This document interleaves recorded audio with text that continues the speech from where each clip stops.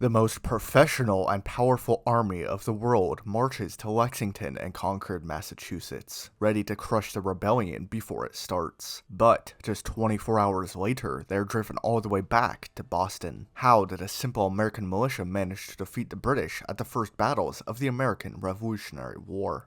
Well, after the Boston Tea Party, 4,000 British troops were sent to Boston, and General Thomas Gage was installed as military governor of Massachusetts and commander-in-chief of the British garrison.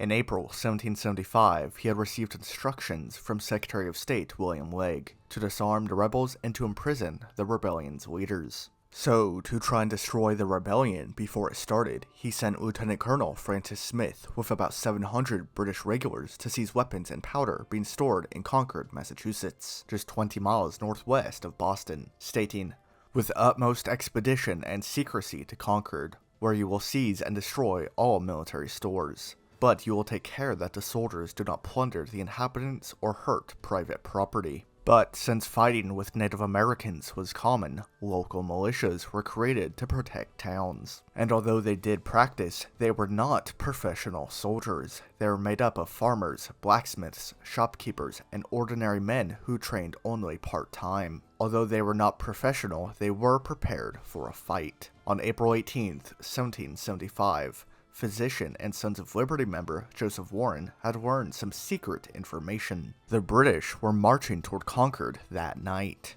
Immediately, Warren dispatched 2 men to warn the Minutemen, silversmith Paul Revere and tanner William Dawes. These men were crucial to the soon-be victory of the Americans. Without this secret intelligence, the militia might not have been ready in time to arm themselves, but almost more importantly, they would not have time to hide their secret stash of military supplies. As hundreds of British regulars under Major John Pickard entered Lexington around 5 a.m. on April 19, 1775, they found 77 Lexington militiamen led by Captain John Parker, who stated, "I ordered our militia to meet on the common in said Lexington to consult what to do," and concluded not to be discovered, nor meddle or make with said regular troops, unless they should insult or molest us. And upon their sudden approach, I immediately ordered our militia to disperse and not to fire. Immediately, said troops made their appearance and rushed furiously, fired upon and killed 8 of our party, without receiving any provocation, therefore, from us.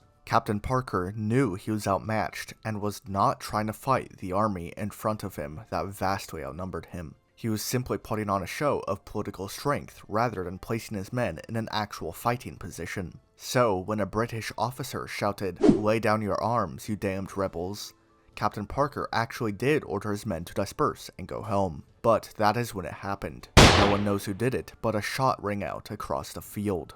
Chaos rapidly engulfed every soldier, who aimed their weapon and fired. Several British volleys were unleashed before order could be restored, so when the smoke cleared, 8 militiamen lay dead and 9 were wounded, while only 1 British soldier was injured. Soon after, the British continued on their journey to Concord. However, due to Revere's ride through the towns of Somerville, Medford, and Arlington, other riders were sent out, and all of the militias in the Massachusetts countryside knew of the coming threat. Minutemen from nearby towns rapidly began to flood into the Concord area. The Americans may have been defeated at Lexington, but the British were in for a rude awakening. When the British regulars entered Concord at 8 a.m., they searched the town and houses for arms, but they found little. Meanwhile, the militias who retreated from the town center began regrouping at North Bridge, a strategic crossing outside the town. Here, the colonial forces, now numbering around 400, outnumbered the smaller detachment of 100 British soldiers guarding the North Bridge. Seeing the smoke from the burning of supplies, the colonial Minutemen under Major John Buttrick and Captain Isaac Davis advanced toward the bridge. The frightened British fired a small volley,